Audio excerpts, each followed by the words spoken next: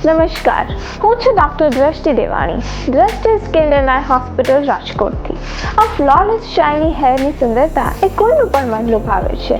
સનાતન યુગથી એટલે કે દ્રૌપદીના લાંબા ઘટાદાર કેશ હોય કે આજની તાપસી પન્નુના કર્લી હેર, રણવીર સિંહ જેવા હીરોની હેન્ડસમ ઇમેજ કે પછી ઓલરાઉન્ડર ધોનીની સ્પેશિયલ હેરસ્ટાઇલ, આ વાળ એ હંમેશા સુંદરતાનો પર્યાય રહ્યા છે અને રહેશે. તો આજે આપણે જાણીશું આ વાળની કુદરતી સુંદરતા કેવી રીતે જાળવવી તે વિશેની માહિતી senior skin specialist doctor Bhavesh Devani પાસેથી. So first of all let us know about the basics of hair care, dos and don'ts. So doctor Devani, સામાન્ય રીતે આ વાળની કાળજી રાખવા માટે શું કરવું જોઈએ? યસ દ્રષ્ટિ, સૌપ્રથમ તો વાળને નિયમિત હુંફાળા પાણીથી ધોવા જોઈએ. જો તમારું સ્કાલ્પ ઓઇલી હોય તો તમારે દરરોજ માઇલ્ડ કેમિકલ ફ્રી શેમ્પૂથી વાળ ધોવા જોઈએ. અને હા, જ્યારે પણ શેમ્પૂથી વાળ ધોવો છો ત્યારે તમારા સ્કાલ્પને વ્યવસ્થિત સાફ કરવા ઉપર ધ્યાન આપો. શેમ્પૂ કર્યા પછી કન્ડિશનરનો ઉપયોગ ખાસ કરવો, કારણ કે કન્ડિશનરથી વાળની સ્ટ્રેન્થ ઇમ્પ્રૂવ થાય છે, હેર શાઇની થાય છે, તેમજ હાર્મફુલ અલ્ટ્રાવાયોલેટ રેઝથી વાળને પ્રોટેક્શન મળે છે.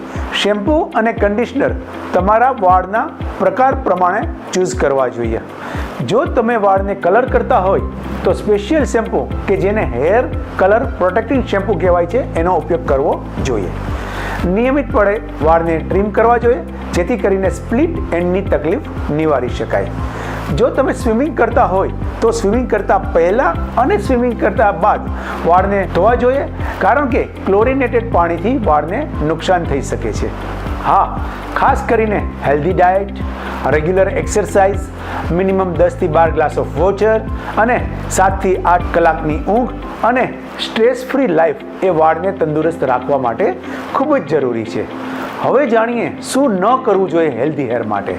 સો ડોન્ટ્સ: વધારે પડતા જટિલ કેમિકલ ધરાવતા કલર, હેર સ્ટ્રેટનિંગ કે બીજી કોઈ કેમિકલ ટ્રીટમેન્ટનો ઉપયોગ ન કરવો, જેને લઈને વાળ ફ્રીઝી અને ડ્રાય થાય છે અને વધારે તૂટવાની પોસિબિલિટી રહે છે. ભીના વાળમાં કોમ્બ ન ફેરવો તેમજ તેને ઓળવા નહીં, તેનાથી વાળ તૂટવાની શક્યતાઓ રહેલી છે.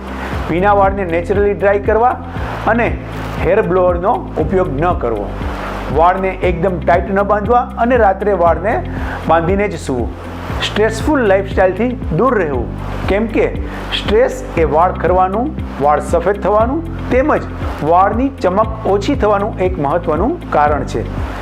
તમારા કોમ્બ એટલે કે દાંતિયાને બીજા વ્યક્તિ સાથે શેર ન કરો. ઓલરાઈટ.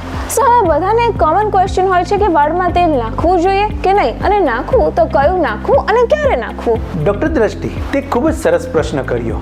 સામાન્ય રીતે વાળને ધોતા પહેલા જો વાળમાં કોપરેલ તેલનું મસાજ કરવામાં આવે તો વાળના મૂળમાં બ્લડ સર્ક્યુલેશન ઇમ્પ્રૂવ થાય છે કે જે વાળને પોષણ આપે છે અને વાળ હેલ્ધી થાય છે. પણ જો સ્કાલ્પ ઓઇલી હોય તો તેલ નાખવાની કોઈ જરૂર રહેતી નથી. આ ઉપરાંત નિયમિત તેલ નાખવાથી બીજો કોઈ બેનિફિટ થતો નથી.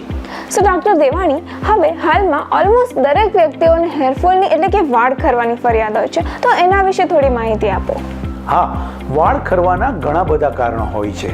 વાળ ખરવાનું સૌથી સામાન્ય કારણ હેરિડિટરી હેર લોસ છે.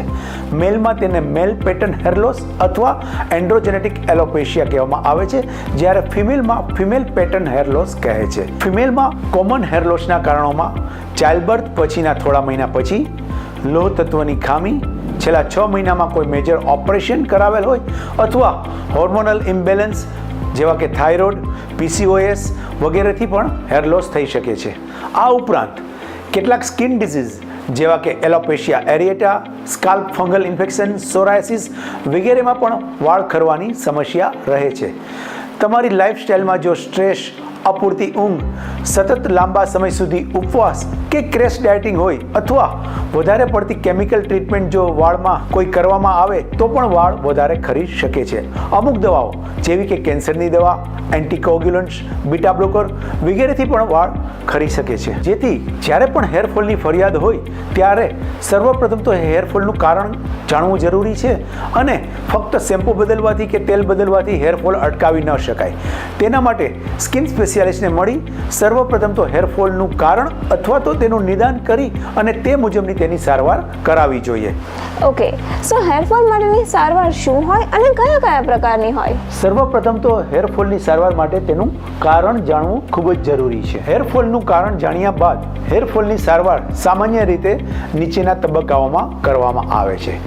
મેડિકલ ટ્રીટમેન્ટ કે જેમાં વાળમાં લગાડવાની દવાઓ તેમજ પીવાની દવાઓ, low level laser light therapy, PRP therapy, hair mesotherapy અને હેર ટ્રાન્સપ્લાન્ટેશન. સારવારનો આધાર વાળ ખરવાનું કારણ એટલે કે નિદાન થયા પછી સ્કિન સ્પેશિયાલિસ્ટ કહે એ પ્રમાણે પ્રોટોકોલ નક્કી કરીને આપવામાં આવે છે. અને આ હેરફોલની સારવાર લગભગ કેટલા સમય કરવાની હોય છે? હેરફોલનું કારણ જાણ્યા પછી કેટલા સમય સુધી સારવાર લેવી પડે એ ખ્યાલ આવે અને આ સારવાર લાંબા સમય સુધી અને સ્કિન સ્પેશિયાલિસ્ટ કહે ત્યાં સુધી કરીએ તો ચોક્કસ સારું પરિણામ મેળવી શકાય છે. All right, so that was a very informative session. Thank you so much, Dr. Devani. તો આ સાથે આપણે આજનું સેશન કન્ક્લુડ કરીએ છીએ. We really hope that you find this video informative. Please do share it with your friends and family. Thank you so much.